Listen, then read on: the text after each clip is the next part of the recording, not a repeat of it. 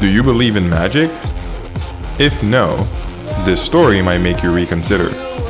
The location of the story brings us to South Philly, where urban planning ambitions from high up come into direct conflict against the vision of an artist. This is a story where creativity, initiative, and what some would call breaking the law all come together to form one of Philly's most trendiest neighborhoods.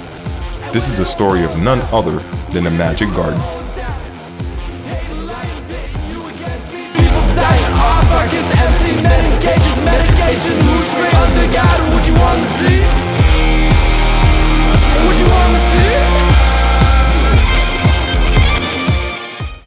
Like all Scout episodes, we should start by getting our bearings. The Magic Garden is located on South Street, Philadelphia. This area is known as South Philly. If this place sounds familiar to some of you, it is because this is where Stallone did his iconic job in a Rocky Balboa movie. Fun fact, when Stallone ran through the Italian market in South Philly, he was completely unknown, so no crowds were cheering for the Italian stallion. Speaking of Italian, South Philly is known for having a large Italian population. However, the area also contained a lot of Irish and African Americans. The Italian stallion, however, is not from South Philly. Stallone was born in a Hell's Kitchen neighborhood of Manhattan. How ironic. I've mentioned that South Philly has a large population of Irish, Italian, and African Americans. Well, a great deal of the latter had moved to South Philly when a great migration resumed after World War II. However, there was another sensation taking place in America around the same time: automobile culture. By the end of the 1950s, 1 in 6 Americans was employed in the automobile industry. Completely new categories of businesses were created to support car culture, such as drive-through restaurants and drive-in movie theaters. The national highway system was also expanding in 1955, with wider, multi-lane highways to allow more vehicles. The car industry was literally the Silicon Valley of the 1950s and 60s, and like social media today, cars affected everyone's thinking. One man whose thinking it had certainly affected was Edmund Bacon, an urban planner from Philadelphia who studied architecture at Cornell University. Edmund Bacon is also the author of Design of Cities, a book that is still considered an important architectural text today. That same book also hints of Bacon's ideas that cities of the future would be based on car travel. In 1949, Bacon became the executive director of the Philadelphia City Planning Commission. One of the ideas he had inherited from his predecessor was a proposal to encircle the city center with a series of expressways to facilitate rapid car mobility. One of the highways Bacon needed to build to complete his loop was a crosstown expressway, and that required the demolition of many buildings on South Street. When news of this plan reached local residents, many of them just left, which in turn caused property prices to plummet.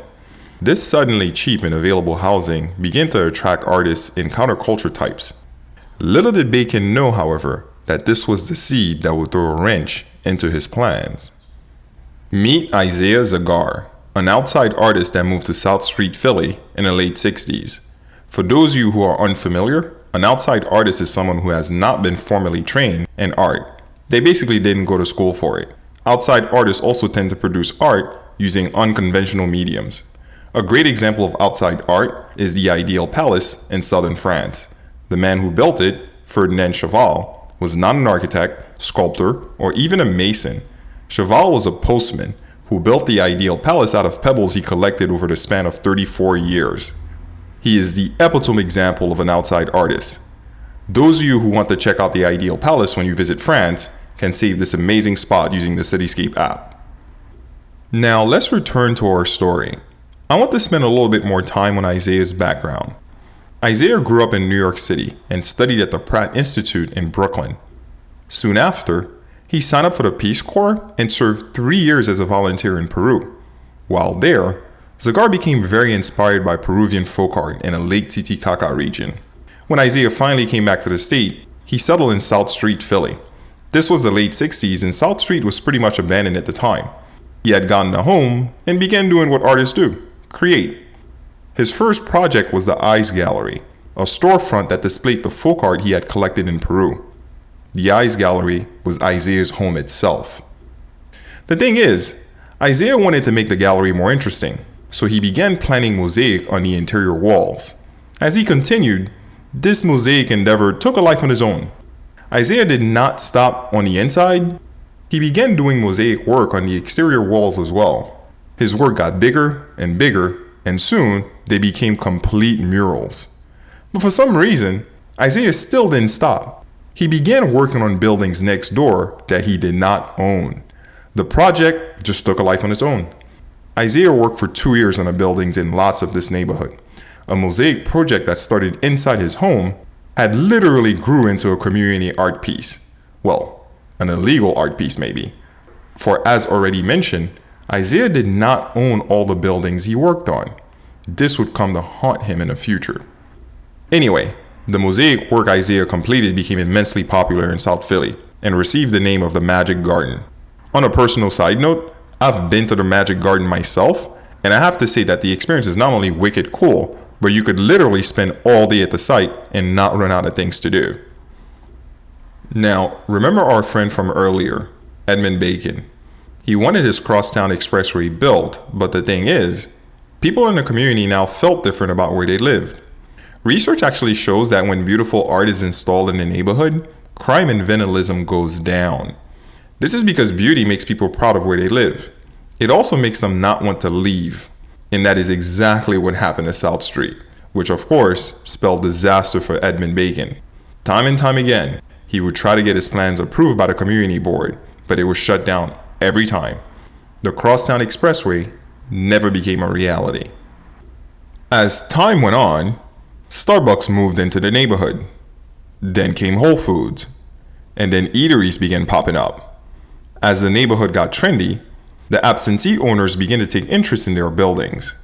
It turns out the owners were a consortium of investors, and when they came back to see their buildings, they were outraged at what they saw. They found mosaic art all over their property. Investors don't seem to care much about art, well, at least not these ones. They wanted their money, and they wanted it now. They demanded that Isaiah buy the building from them for $300,000, or the art would be destroyed. I find it interesting how little regards investors have for culture and history. This is the same ultimatum that the real estate investors gave Lucy, the Elephant Hotel. Do what we want, or the art will be destroyed. I guess numbers just numb the heart. Fortunately, just like in a situation with Lucy, the community began to stand up. They organized, rallied, and fundraised, which got Isaiah the money he needed to pay the investors off. The community did not want to lose this piece of their history. The Magic Garden was here to stay. The Magic Garden now receives thousands of visitors. It employs 12 people and even has an executive director. It's important to say that this piece of art and history cannot remain in business without your support. The artwork has to be maintained, and money from the visitors is what keeps it alive. If you want to experience the Magic Garden someday, you can save it on our Cityscape app as one of your places to visit later. The story of the Magic Garden shows how art, vision, and initiative can literally save an entire neighborhood. So next time you find an abandoned place, just know that you, yes you, can save the day.